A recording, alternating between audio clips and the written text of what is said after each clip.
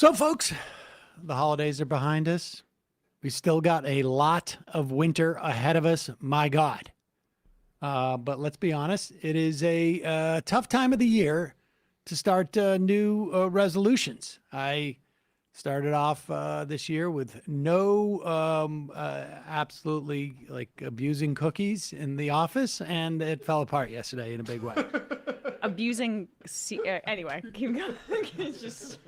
I just had too many cookies yesterday. I had to get them out of the office. But the point is, a lot of folks are taking breaks from drinking, dry January. And if that's you, good on you. That's not easy, especially when it's dark at 4:30 in the afternoon.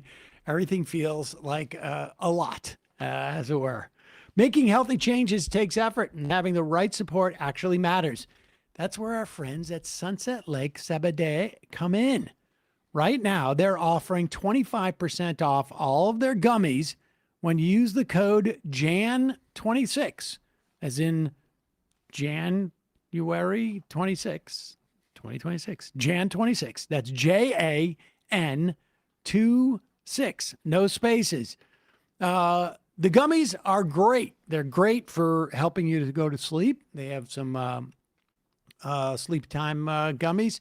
They've got some gummies with some THC, 1 milligram, which is, just enough to make you feel like you're having fun, but not so much that you're in the corner drooling or anything like that. Right. They also have just some straight Seder gummies that are fantastic as well. And I have found that, one of those 1 milligram THCs, I don't need to drink. I'm done. And frankly, don't need the calories from beer or anything like that.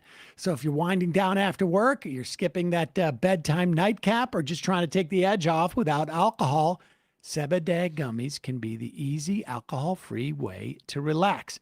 Head over to sunsetlakeseder.com. Use the code JAN26, that's JAN26, no spaces, to save 25% on their full lineup of gummies to support your New Year wellness goals and dry January aspirations. Sale ends January 7th at 11:59 p.m. Eastern. See their site for full terms and conditions. That means you got about 24 hours. Get on it. And now time for the show. The Majority Report with Sam Seder. The destiny of America is always safer in the hands of the people than in the conference rooms of any elite. Sam Seder. They are unanimous in their hate for me, and I welcome their hatred. We must guard against the acquisition of unwarranted influence, whether sought or unsought, by the military-industrial complex. The Majority Report with Sam Seder. Ever get the feeling you've been cheated?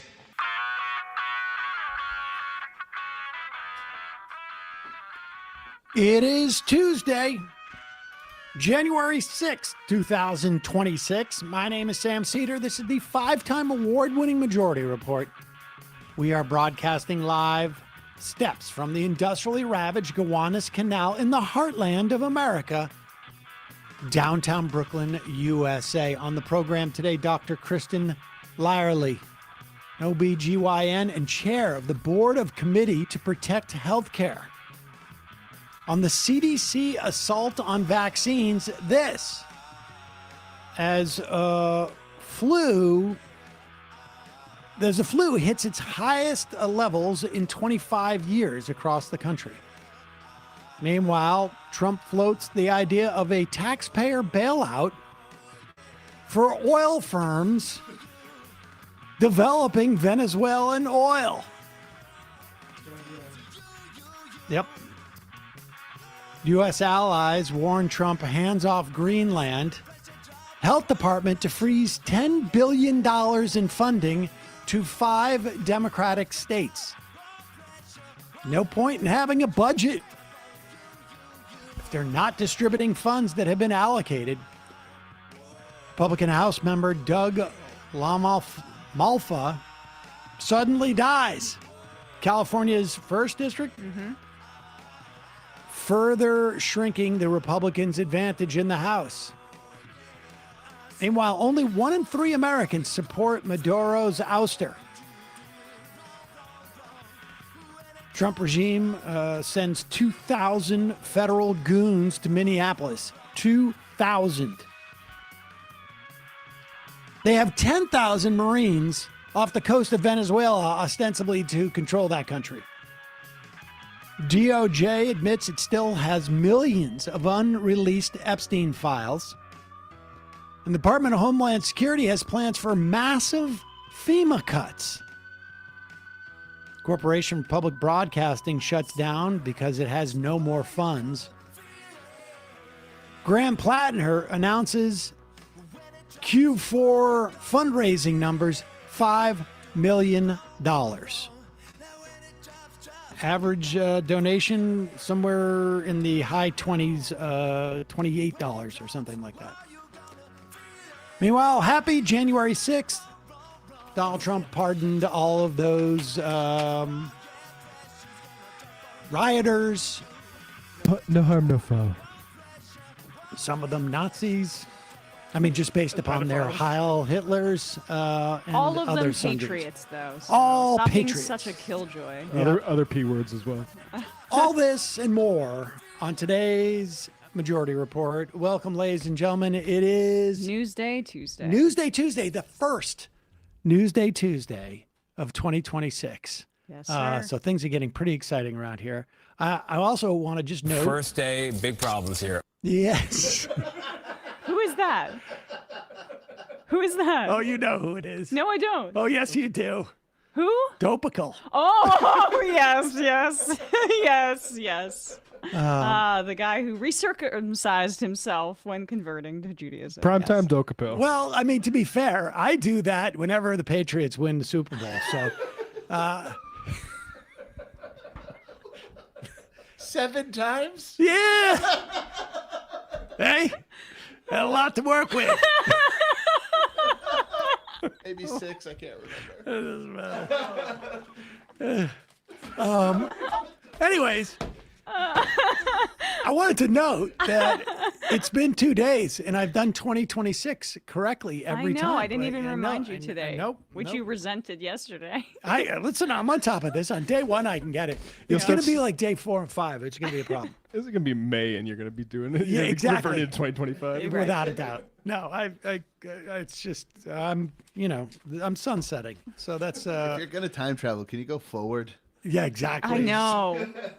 I know. What's the stuff that Michael Jackson was on that just made him sleep for like 2 weeks at a time? I feel like I need some of that. Oh, no, that's propanol. Yeah. Just kidding. I'm joking. That actually, I mean, now that you mention it,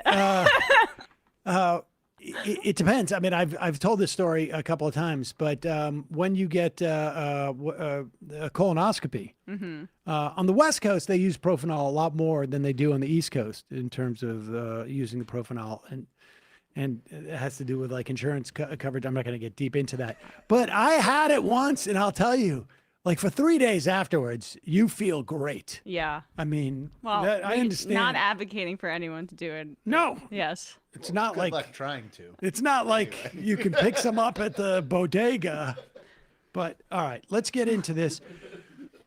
It is becoming increasingly clear that there is no plan for Venezuela, or I should say that Donald Trump does not actually have a plan for Venezuela.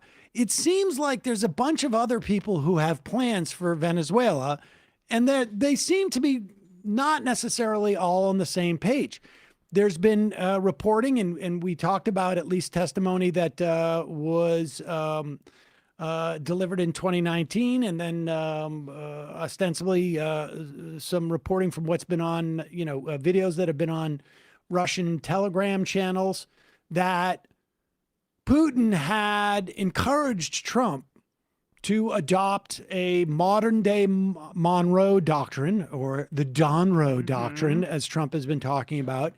And the idea being that, look, we're in a multipolar world, and you don't have to mess around with China. You don't have to mess around with Russia. You just essentially create Fortress America. You control and dominate the Western Hemisphere. and you'll have all the resources you need. You'll have shorter supply lines. All of that sounds all well and good. And let me do what I would like with Ukraine. It is my territory. Why don't we just kind of put all of this aside? We're all in this together, right? We'll carve up the world. That's it's like a mafia. It's basically like a mafia It's deal. territory. I've been rewatching a little bit of The Wire. I mean, it's that type of thing. Now, the biggest problem for the execution of that, however, is that this is not 1935. This is not 1965. This is not 1895. These countries no longer are so easily dominated by the U.S. in the way that it would have been 50 or 60 years ago because there's so many weapons there. And so with 10,000 Marines off the coast of Venezuela, the United States is not in a position to invade and take over Venezuela. And it is unclear, it became clear, I think, to Trump, or at least Trump was, there was a lot of neocons who were like, oh, we're going to put in Maria Corina Machado and get rid of the Chavistas, the Hugo Marxists. Chavez, Marxist folks. And then, she's going to open up. I mean, she literally said 6 months ago, I'm going to give the oil back to the Americans, essentially. And so I think there were people in the administration. Lindsey Graham reportedly was very encouraging on this coup and kidnapping of Maduro. But I think he thought that Maria Corina Machado would get the nod from Trump, and his neocon fantasies would be carried out. But Trump seems to have basically just stopped, in part because some people suggest that Trump mentioned this today, apparently, or yesterday, that he was going after Maduro because Maduro was mocking him by doing his dance. And if you can believe that, then you can believe that he would be so spiteful towards Maria Corina Machado that he wouldn't impose her as the leader of Venezuela, because the practical realities don't stop these people. I mean, they're behaving in a very unhinged manner altogether. We've read in the Paquete that the CIA briefed the administration and said that she wouldn't have the infrastructure to take over the government, and that's true.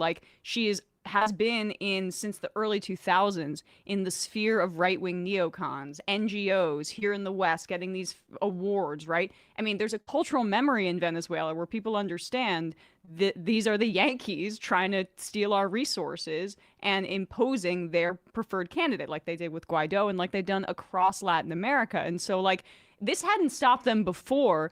She'd been enormously explicit, but the point is the arrogance of the neocons is paramount here. So why didn't they try? Well, I mean, I think they've tried. Now we know the answer. It could just be Trump's pettiness. Well, and we should also say too, and later in the program, we will dig into sort of the theory that perhaps this was just one of the biggest winners was this billionaire hedge fund guy, Paul Singer, who essentially bought the U.S. Portion of Chevron, which was the Venezuelan oil company, and bought it for 50 cents, 30 cents on the dollar. And this is a way to make him, Citco, excuse me, very, very wealthy. And but before we get there, here we have Sean Hannity, and Sean Hannity has always been essentially a Republican operative. He had a very good relationship with Donald Trump because he kisses people's asses, and he was basically a main advisor to Trump in his first term, probably still the case. But everybody's afraid of Trump. They want to convince him the way that where Trump comes to it himself, and it's quite clear that all these neocons, I'm talking like Lindsey Graham and, whoever, other neocons who are sort of interested in the notion of getting rid of the Marxists in this area and maintaining our hegemony insofar as we have an open policy for U.S. corporations there, got into Hannity's ear and we're like, dude, you're the only one who can save this now. We need Maria Corina Machado to get the nod from Trump. You got to do your magic, and watch how like desperate Hannity is in there to like. Not the only desperate person in this clip. I mean, this is humiliating on so many different levels. Watch this. And it's not very usual that people will dedicate the Nobel Peace Prize to the leader of a different country and say publicly, he deserves this more than I do. But you did that.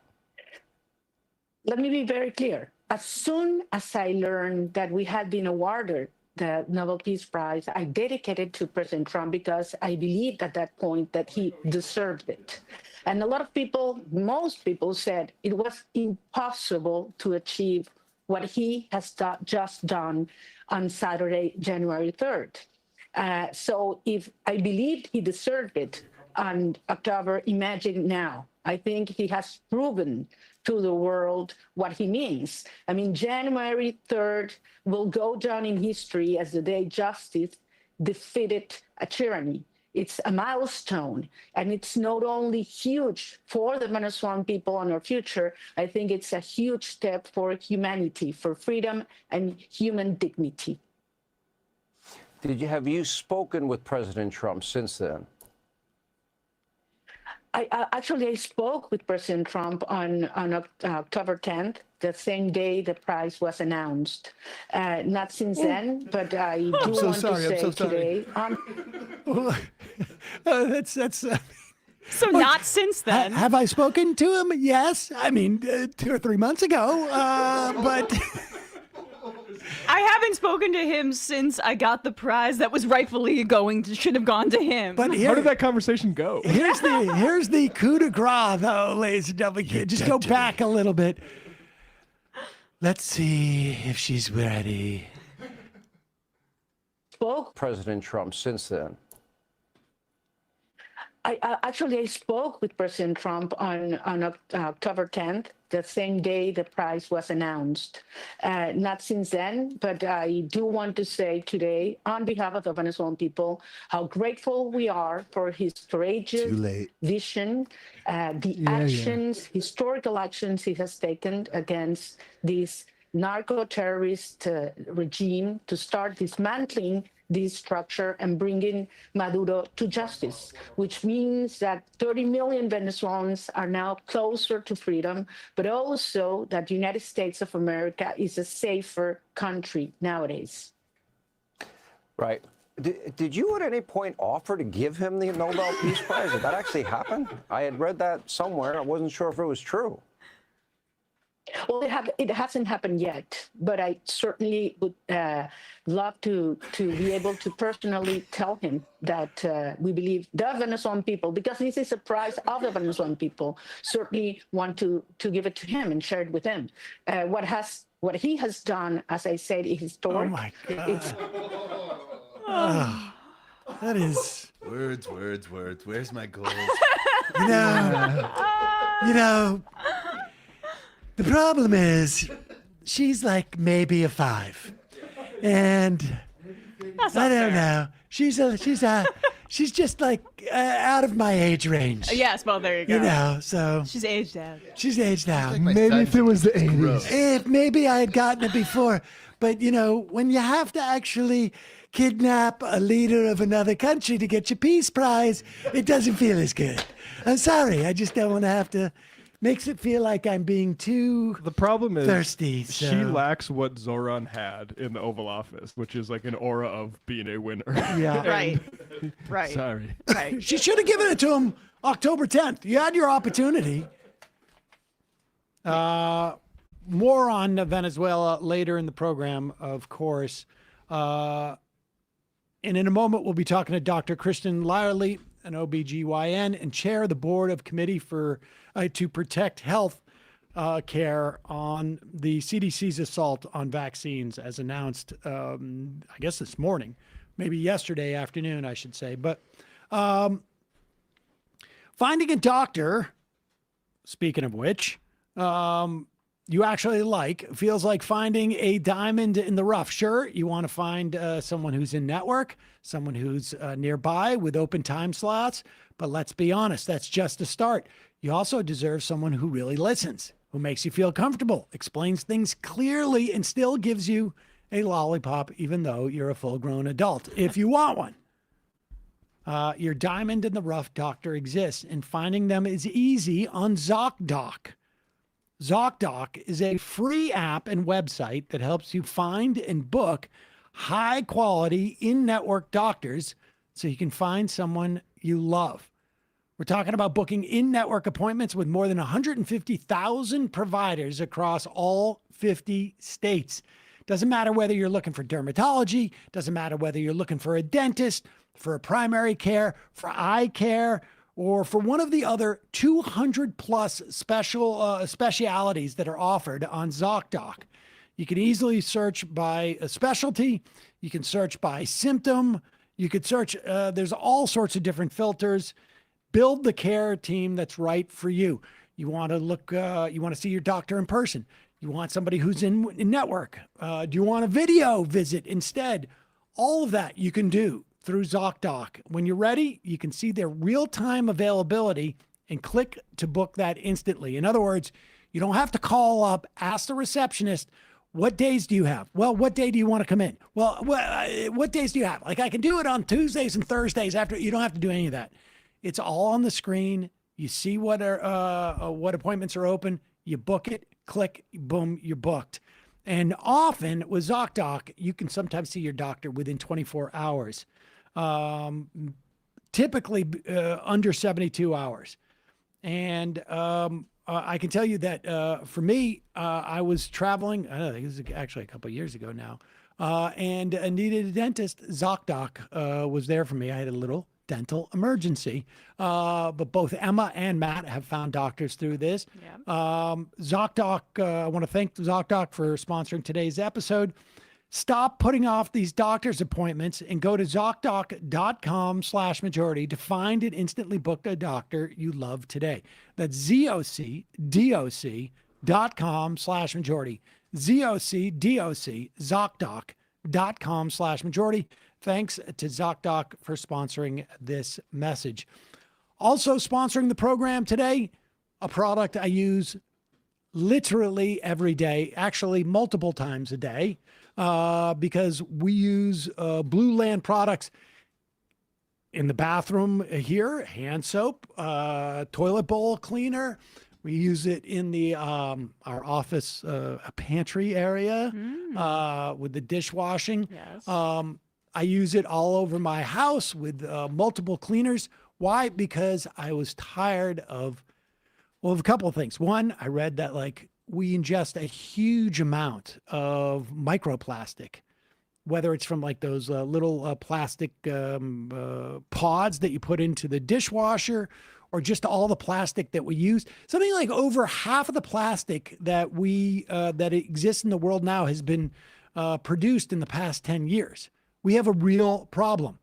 On top of that, I got tired of lugging massive jugs home from the supermarket full of laundry detergent or dishwasher liquid. I no longer do that because I use Blue Land across all the cleaning products in my home. It is certified by Cradle to Cradle. Blue Land products meet the highest standards of clean. They're effective yet gentle on people and the planet. They have cleaning sprays, like I say, toilet bowl cleaner, dishwasher, and laundry detergent tablets. Blue Land's 100% microplastic-free, EPA Safer Choice certified formulas are safe to use around my kids, my kitties, my cat. I have one cat, and my girlfriend's puppies, my plants. I cannot tell you how much I love Blue Land. And it's also less expensive. I mean, they don't push that in the copy here, but you can buy refills really reasonably, and they're little tablets, so you don't, you're not using your whole closet to have backup on this. I cannot tell you how impressed I am by this product. Blue Land's on a mission to make it easy for everyone to make sustainable choices. We believe that hardworking, clean products can be the norm, not the exception, so that you can do better for your family and the planet at the same time. Blue Land products independently tested to perform alongside major brands, and the formulas are free from dyes, parabens, and harsh chemicals. Blue Land is a certified B Corporation, certified cruelty-free by Leaping Bunny. Their formulas are EPA Safer Choice certified, and many have received gold material health certificate from Cradle to Cradle. Blue Land is trusted in over 1 million homes, including mine and my office. Blue Land has a special offer for listeners right now. Get 15% off your first order by going to blueland.com/majority. You don't want to miss this. Blueland.com/majority, 15% off. That's blueland.com/majority. Get 15% off. Do yourself a favor, buy a bunch of stuff and take advantage of that 15% because you will be happy you did. Quick break. When we come back, Dr. Kristin Lyerly, OBGYN, chair of the Board of Committee to Protect Healthcare, on the latest assault on vaccinations by our CDC. We are back. Sam Seder, Emma Vigeland on the Majority Report. Joining us now, Dr. Kristin Lyerly, an OBGYN and chair of the Board of the Committee to Protect Healthcare. Kristin, thanks so much for joining us. Two big stories out today, not exactly unrelated. One being that we are suffering one of the worst flu seasons in about 25 years, at least in terms of people who have contracted the flu and coming in with symptoms. And announcement from Health and Human Services that they are narrowing the guidance on childhood vaccinations. Walk us through what both those announcements mean. I mean, I think everybody knows what it means when it's a bad flu year. Yeah, well, I think we better get used to bad name your disease years. Right now, it's the flu because this is respiratory season. We always see respiratory viruses rising at this point. But what we're also seeing is a rise in measles, a rise in whooping cough, a rise in a number of other vaccine preventable diseases because of this administration, because of the political messaging that they are putting out into the universe and that people who follow them are listening to.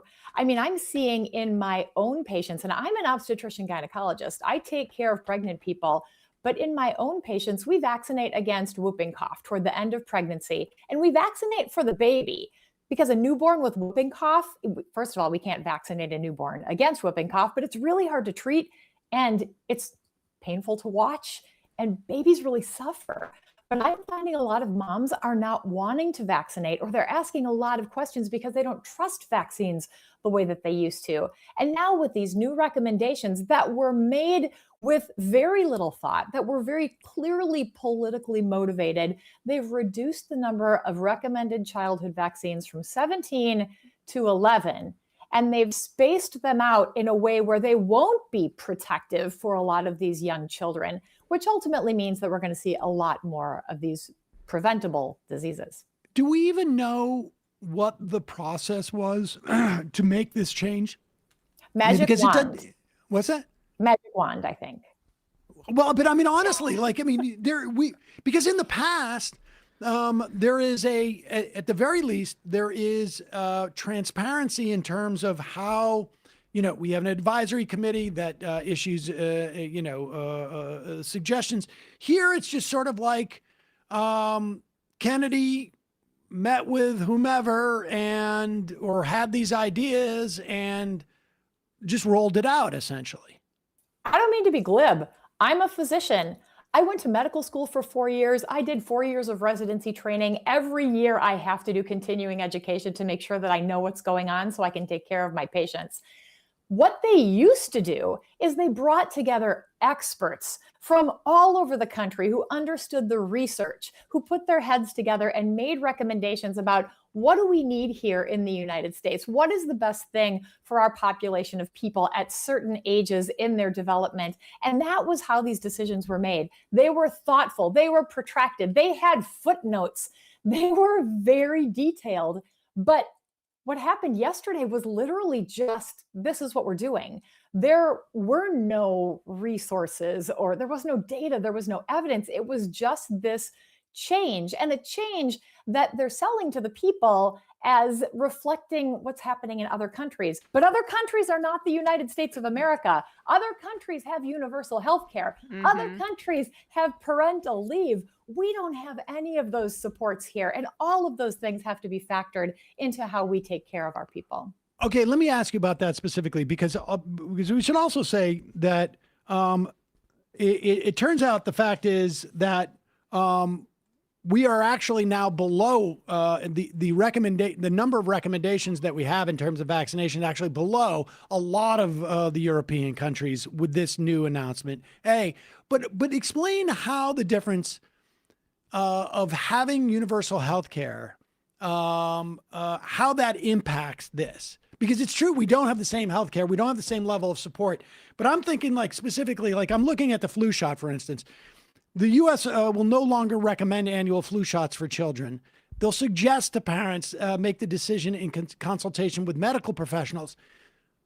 But because of the cost of healthcare, and because a lot of people don't have doctors, you don't have the opportunity to consult with a doctor. You don't have a doctor who's saying like, hey, you're in here for your annual physical. Make sure you get the kids a flu shot. You are severing the relationship between this medical advice and patients.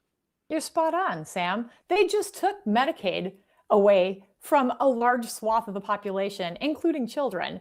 They just cut ACA premium assistance. So millions of Americans are going to go without health care. And then they turn around and say, you have to talk to your doctor in order to get these preventive measures to protect your health care. It doesn't work that way. And they're also cherry picking this data. The United States is not Denmark.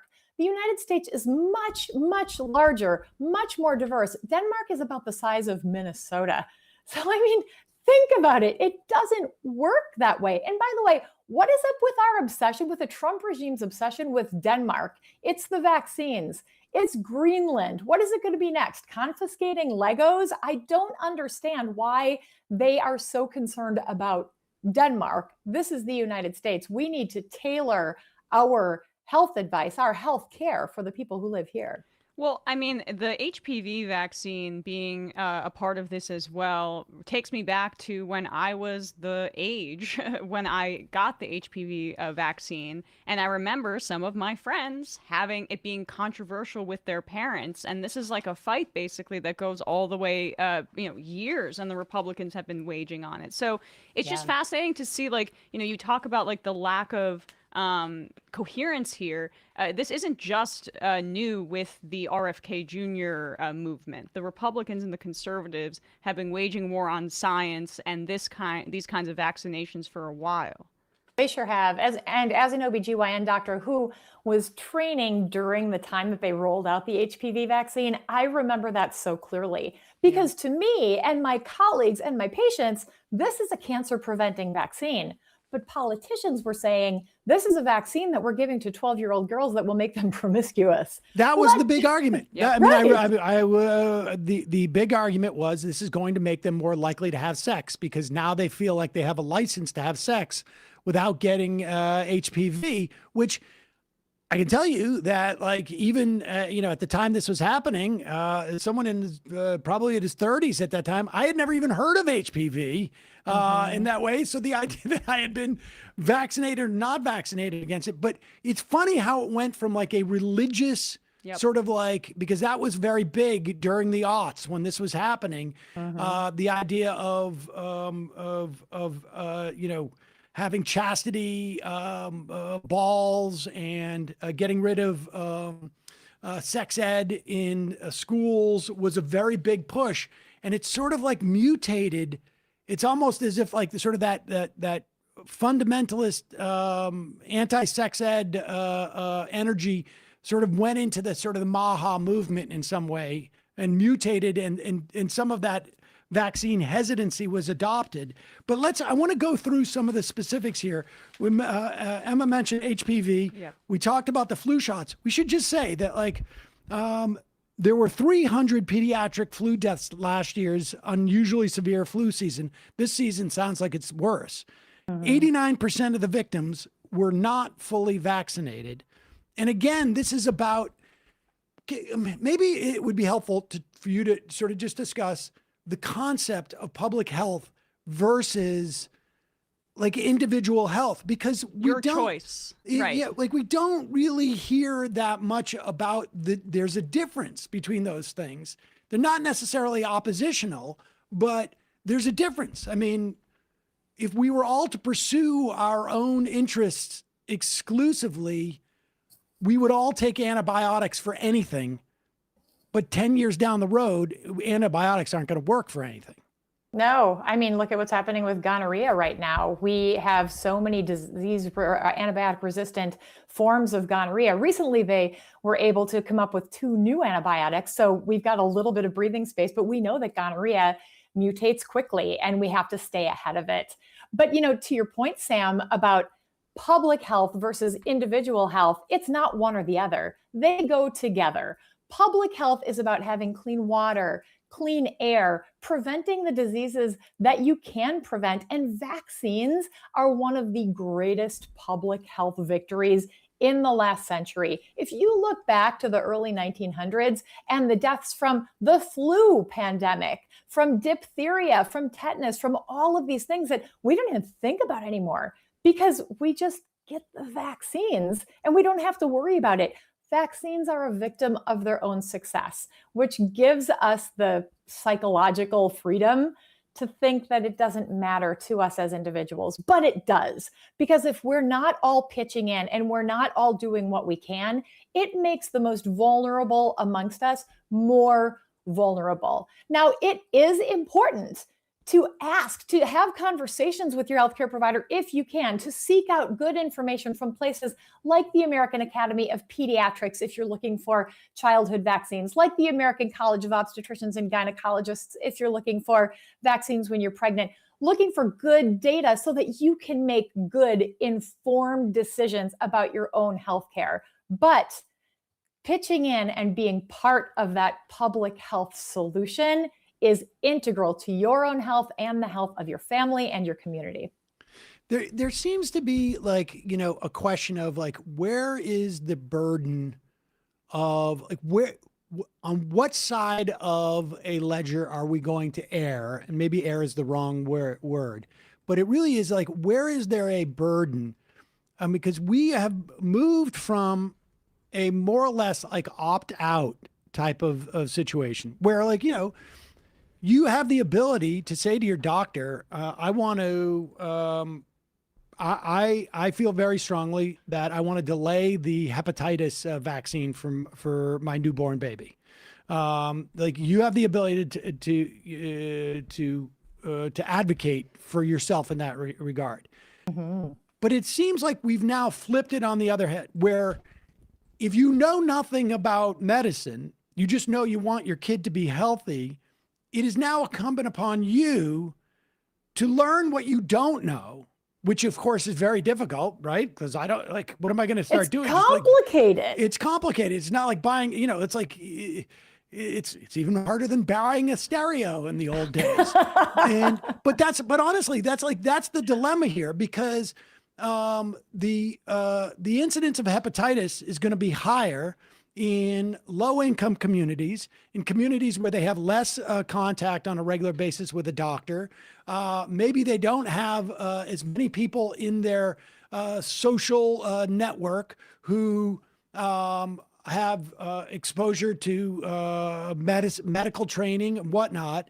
And we are essentially increasing the responsibility on these people who have less assets and resources to know what they need to be healthy, and at the expense of really just sort of an ideology.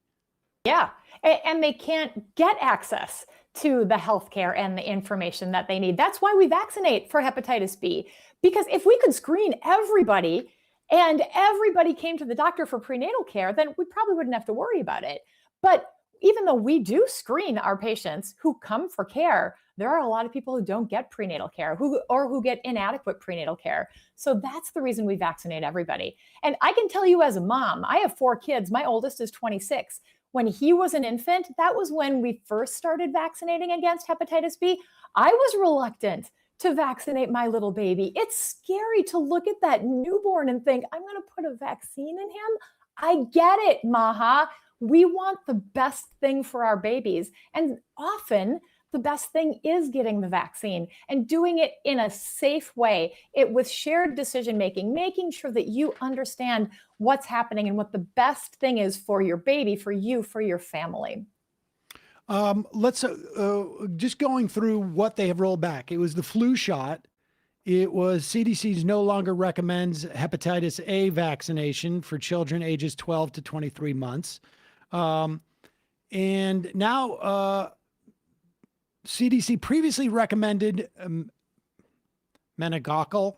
Meningococcal. Thank you. I got you. To adolescents with the first dose at age 11 or 12 and a second dose at age 16. And now they're basically rolling that back to just sort of like special cases. Yeah, so get ready to see more brain infections in young people that are obviously devastating, life-determining. I mean, they can kill you when you are at your most vibrant and best. It's just shocking to me that they can just literally, with the sweep of a pen, just get rid of it. People will die. Teens and people in their young 20s will die because they're not vaccinated against these things. And we have no idea, like, why, right? I mean, not so much we have an idea why, but like we have no idea why they've decided that the meningitis vaccine is too dangerous for 11 and 12-year-old and 16-year-olds. They do recommend it for first-year college students living in residential housing. They do recommend it for high-risk groups, but to make that determination that it has value to freshmen at a college, for instance, versus not other people, they would have to say that there is a downside, like a risk associated with meningitis that outweighs the benefit that they're conceding exists for freshmen in college. And so, but we have no indication of what that is from them. We don't know. The best explanation they've given us is that this is what they're doing in Denmark. But if you look at the actual childhood recommended vaccine chart, and you can find it at aap.org, there's a chart, and then there are like 17 pages of footnotes and links and data and evidence that help you understand what these diseases are and give you more access to why we vaccinate against these things.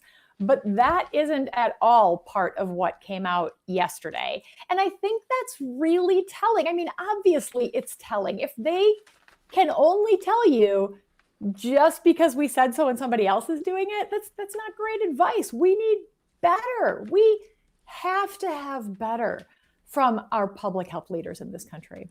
I think this is from the Times. The review compares, this is speaking of the review, it's a 34-page review authored by Tracy Beth Hogue, acting director of the FDA's Center for Drug Evaluation and Research. And they have, and also Martin Kulldorff, who have all long opposed vaccine mandates, advocated for reducing U.S. childhood vaccine schedule prior to their roles in government. Their review compares the U.S. to nations including Australia, Canada, Finland, France, the Netherlands, Norway, and United Kingdom. The review claims the U.S. outpaces them in the number of recommended shots under the previous schedule. Most of the named countries recommend nearly an identical list of shots. I mean, so this is a polite way of saying, like, even on the basic facts, this review is just wrong. Aside from not addressing the differences in healthcare systems, because this is, again, like if I have a concierge doctor who is with me and I'm going to see every quarter for a checkup, the advice they give me is going to be more specific and tailored and can be more nuanced and can get down to like very granular risk reward analysis based upon, Sam, you hang out in the subway a lot, or Sam, honestly, like you like to go to parties. So it can go down to that granular level, where, you shouldn't be taking Tylenol as much. You shouldn't be, it could be anything, but we're not talking about that at all with our system. No, especially if you have a concierge doctor. I mean, they are there to cater to the tiniest concern. And if they don't know the answer, they can get all the tests. They can get all the imaging studies, all the blood work, because you have access. You have resources. But on a public health level, think about the people in Flint, Michigan, who were drinking that lead-contaminated water for so long. Brown stuff was coming out of their tap. That's a public health problem. What do those people do? Many of them didn't have access to a physician, but they didn't even have access to clean water. What do you do in that situation? Clean water equals vaccines in this scenario. We have to make sure that we've got the floor for everybody. And then when you start making those individualized healthcare decisions, is this vaccine right for me? Is this medication right for me? Should I be doing this screening test? There are so many questions we can each ask about our individual health, but public health is for all of us. The rotavirus vaccination. Rotavirus was the leading cause before vaccination of severe diarrhea in young children. It hospitalized between 55,000 and 70,000 annually in the United States. Deaths were between 20 and 60 annually. Vaccines now routinely administered to infants became available in the late 2000s, protect 9 in 10 recipients from severe disease. Now federal officials say parents should make their own decisions in consultation with doctors. But again, it's like, I've been a parent of 2 kids, and I cannot imagine a scenario where it would occur to me to ask about the rotavirus. Right. Like, if it wasn't for this job, I wouldn't even know what a rotavirus. I would have never read the word rotavirus. It doesn't come up in any type of. And I would say also RSV, which I had never heard of it until like the past 2 or 3 years. Maybe because COVID was in the air and maybe I was reading more.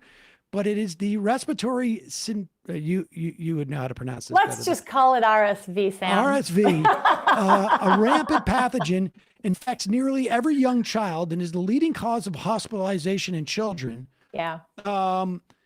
In recent years, all children were able to gain protection for the first time through maternal vaccination or monoclonal antibodies. The existing recommendation doesn't change under the new guidelines, but the administration says it only recommends RSV monoclonal antibodies for certain high-risk groups. But that includes children whose mothers did not get vaccinated during pregnancy. I mean, this is, again, we are just sort of like putting more responsibility on non-doctors to, it's very similar to the idea of like looking at patients as consumers, as if like we all have enough knowledge about medicine to make an informed decision on, I think you're using the wrong suture. I don't know what, it's crazy. It's overwhelming from a patient perspective. I'm a doctor, but I'm also a patient. And as a patient, as a person who's living in this world, you think you're going to be fine. Maybe I don't need that vaccine. I'm probably not going to get rotavirus. I'll probably get through the season without the flu. If I do, I'll be fine. Some people aren't fine. And you're gambling with your health. But in this situation, you're gambling with your child's health. I don't know if any of your kids ever had RSV, Sam, but I remember two of my boys had bad asthma. And when they got RSV in the winter, it was brutal listening to them breathe, trying to get them through these coughing fits and just being worried that they weren't going to get better. So these vaccines have been game changers. And I can see that as somebody who's had that experience. But when I'm talking with a new mom who's thinking about the future, she's thinking her baby is going to be fine, that her baby's not going to get sick. But when it really does happen, then it's too late for these vaccines. So that's another part of the conversation that we need to make sure that we're having. But you can only have it when you have access to a healthcare provider that you trust. And if you're relying on what you're seeing on social media, there's so much misinformation out there. And people they know some of it is misinformation, but they don't process it that way. So they still follow this advice that points them in the wrong direction and causes them to make decisions that are not in their best interest.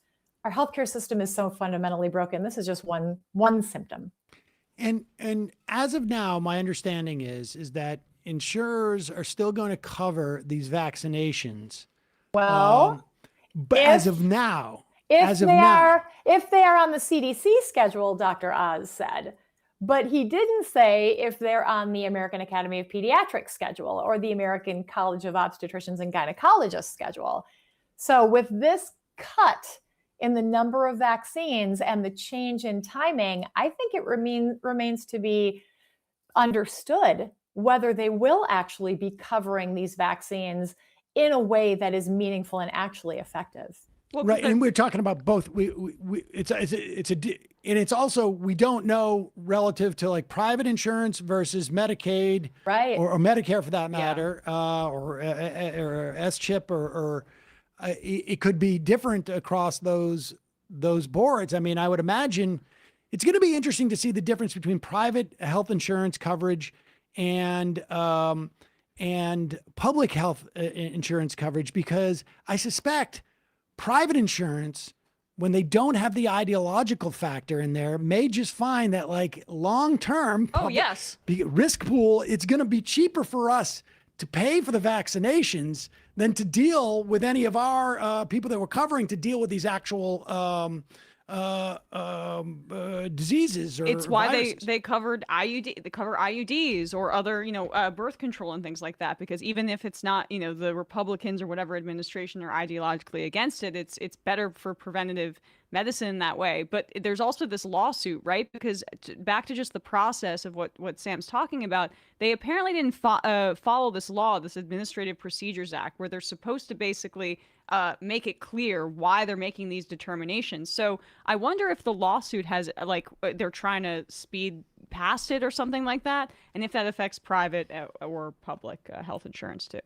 Yeah, that's a great question. And so many of these battles are being waged in the courts right now. But back to your point about how insurance companies think it's a great idea to invest in preventive care, hey, I'm going to push back on that. Because in my experience, whether we're talking about vaccines or IUDs, insurance companies and hospital systems are just thinking about making it to the end of the year. Because what might happen after that is their patient might leave.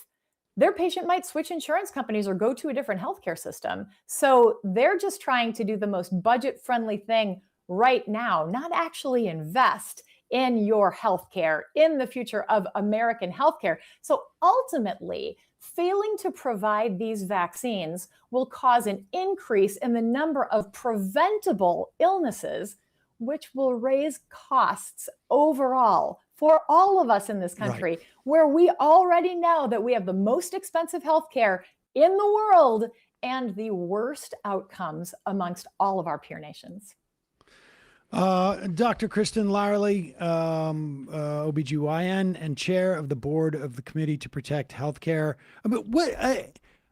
Thanks for your time today, but what should people do in this instance? I mean, I think maybe it's my own sort of bias, but I suspect that most people in our audience, at the very least, are, will listen to this stuff. We'll listen to, we'll read deeper into it. We'll, the vast majority will be sensitive to this stuff and be in an opportunity to advocate for themselves and to find the vaccinations. It may or may not be prohibitively expensive because of these decisions. But what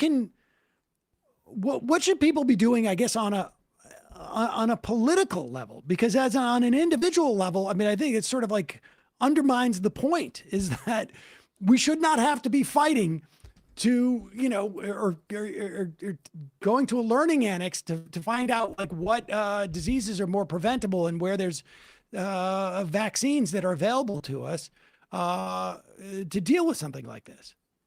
It feels overwhelming, but there are a couple simple things that we can do.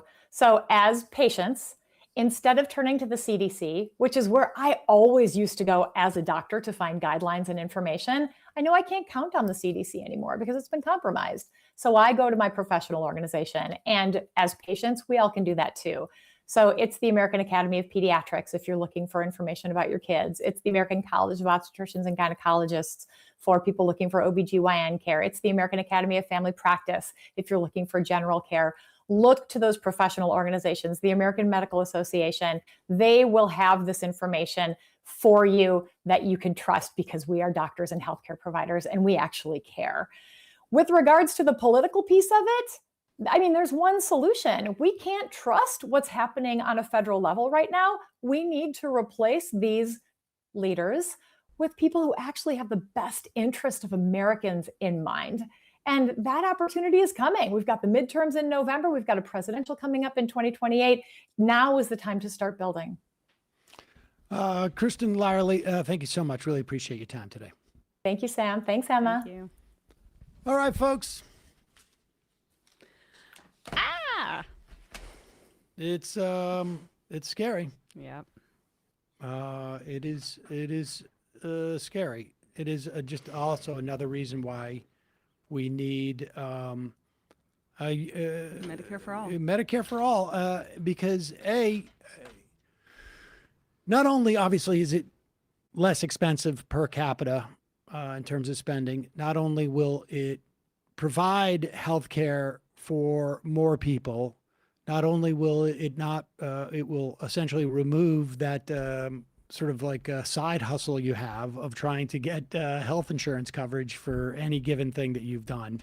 But it also improves the relationship between you as a patient or a citizen and your healthcare, because you have a ongoing, more consistent, closer proximity, less obstacles in the way of having a closer relationship with your doctor or your healthcare providers. And it just makes for better outcomes. Yeah, I mean, the truth is about the vaccine policy that it was actually a pretty impressive thing America did, but no one trusts it because we don't have a relationship with our healthcare system that fosters trust at all. And Abdul El-Sayed is the candidate that's been speaking explicitly to that. We can pathologize, and we do make fun of people like Brett Weinstein who do this anti-vax stuff, but it's a symptom of our private, healthcare system. And I'll just say on the Left Reckoning Bum Steer of the Year Awards 2025, RFK walked away with it in our member vote over Fuentes and Vivek Ramaswamy. 90% of people said it's RFK, so I think they're right. With that said, your support is what keeps this show going. You can become a member at jointhemajorityreport.com. When you do, you not only get the free show free of commercials, but you get to IM us during the fun half, and you help this show survive and thrive in 2026 with all of these pathogens around. Yep. That could do us in. Also, don't forget justcoffee.coop, fair trade coffee. Use the coupon code majority, get 10% off all your coffee needs. And speaking of Left Reckoning, Matt. Yeah, coming up right after the show today, Jose Luis Granada-Sea talking to David about Venezuela, and also Nick Estes of Red Nation, who I'm a big fan of, talking about a similar, the long history of America doing this to folks in the context of the Indian Wars. So check that out this afternoon. Oh, we interviewed him a long time ago on this program, right? Yep, he's great. He's great. And speaking of David Griscom, Emma. Yeah. So reading his book right now. Tangled web. It's phenomenal. He very I sent the link in the chat. David Griscom, very honored and humbled, as athletes like to say in post-game press conferences, that he asked me to moderate the launch of his book and the celebration of the launch of that book. We're going to have a conversation around an hour and a half on Wednesday, February 25th. An open conversation. Open, yes, where we just we'll deal with we'll battle each other on the ideas in the book. 6 p.m. Down on Avenue C at the Francis Kite Club in New York City. It's free. You could just reserve a spot, but you got to go to that link before all the spots fill up. It's the Eventbrite link that's down below in the YouTube and episode descriptions. The book is The Myth of Red Texas. It's very good. I just got my ticket. Nice. I just literally... Open conversation is the way of humans connecting.